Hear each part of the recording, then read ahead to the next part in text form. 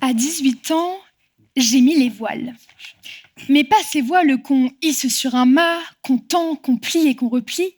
Non, moi, j'ai bordé des voiles d'acier gonflées au kérosène d'un Airbus A220-300.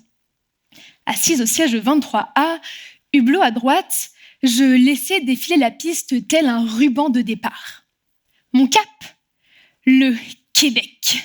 À moi l'inconnu avec pour seule boussole mon cœur battant au rythme des turbines. À travers la vitre, l'océan s'étendait telle une nappe bleue sombre soigneusement dépliée pour bercer les rêves de mon insouciance.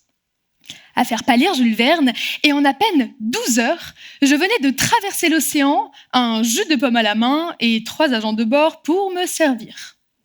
À mes yeux, mettre les voiles n'était en rien insurmontable. Au contraire, derrière moi, une armée de moussaillons soutenait mon projet, mis à part peut-être mon banquier.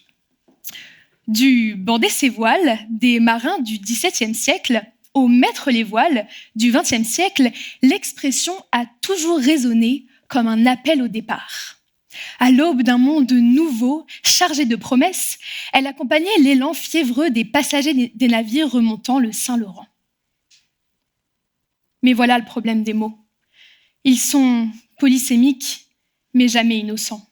Car pendant que je m'envolais, d'autres en bas se noyaient et le monde les oubliait, vague politique après vague médiatique.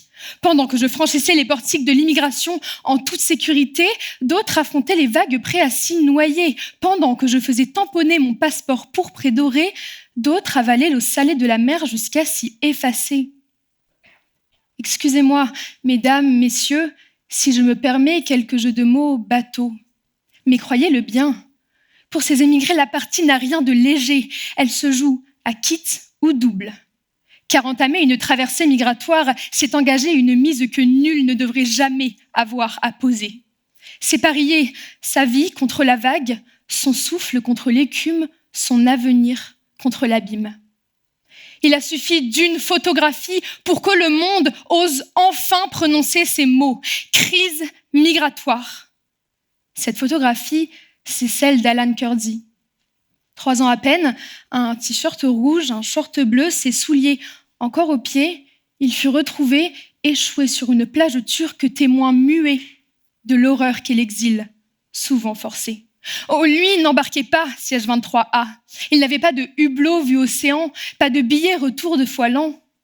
Il embarquait sur un radeau de fortune reliant l'espoir à la désespérance. La Méditerranée. De mer nourricière, elle devint mer meurtrière, mer barrière, mer frontière, mer cimetière. 7700 morts en 2025. Loin d'être une statistique dans nos livres d'histoire, c'est une multitude de mamans, de papas, de j'ai peur, de j'ai froid, engloutis avant même d'avoir pu amarrer. À bâbord comme à tribord, la mort les guettait, quand moi, je naviguais là où bon me semblait sans pour autant m'en alarmer.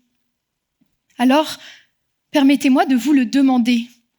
Qu'est-ce qui sépare mon envol rebelle de leur exil funèbre ? Un passeport de la bonne couleur ? Un nom qui ne fait pas peur ? Et demain, quand ce sera nous, quand la mer engloutira nos côtes, quand la sécheresse brûlera le reste de nos forêts, nous poussant à notre tour à nous exiler, nous comprendrons trop tard que les migrants d'aujourd'hui sont le reflet d'une humanité qui vacille et qu'il nous appartient de relever. Mais que faisons-nous, nous, depuis la rive ? Nous nous voilons la face, nous mettons le voile de l'oubli sur leur naufrage, nous parlons de flux comme on parle de finances. Alors, laissez-moi vous dire ceci, car Alan, échoué sur cette plage, ne le pourra plus. 6 voiles il doit y avoir, qu'elles ne soient pas poussées par le vent de la peur, mais hissées aux couleurs de la dignité, de la fraternité et de la solidarité. À toi, fils d'immigrés, à toi, fille de réfugiés, à moi, qui ai mis les voiles à 18 ans, à nous, qui n'avons jamais risqué notre vie pour simplement la vivre, nous n'avons qu'un devoir. Hisser nos voix et crier haut et fort, « Ô capitaine, mon capitaine !» Entamons ce long voyage sur le fleuve de la justice, vers l'océan de la dignité et jusqu'au rivage de notre humanité.